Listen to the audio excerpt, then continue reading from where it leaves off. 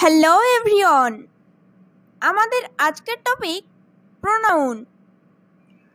Pronoun হলো parts of স্পিচের একটি ভাগ। তো দেখো, প্রোনাউন কাকে বলে? নাউনের পরিবর্তে আমরা যে ওয়ার্ড ব্যবহার করি সেই ওয়ার্ডগুলি হলো প্রোনাউন।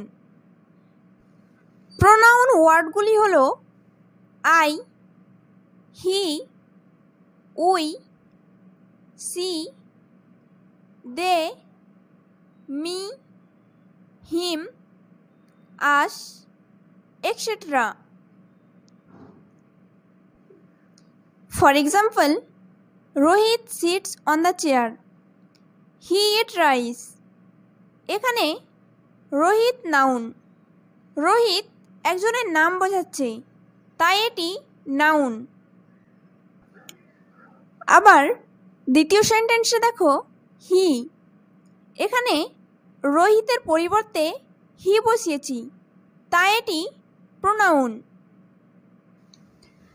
আমরা আগেই জেনেছি যে নাউনের পরিবর্তে যে ওয়ার্ড বসাবো সেটি প্রোনাউন। দেখো, এখানে রোহিতের পরিবর্তে হি বসিয়েছি, রোহিত নাউন, আর তার পরিবর্তে হি বসিয়েছি, সেটি হচ্ছে pronoun. Tina and Meena are going to school. They read in class 6.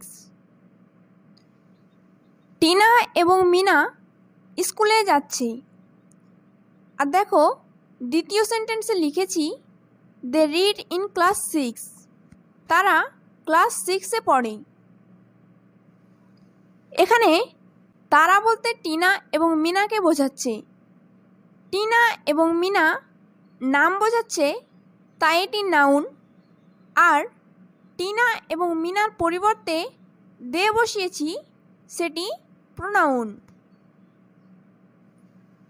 So friends, যদি তোমাদের ভিডিওটি ভালো লেগে থাকে তবে লাইক করো এবং আমাদের চ্যানেলটি সাবস্ক্রাইব করে পাশে থাকা বেল আইকনটি প্রেস করে দাও।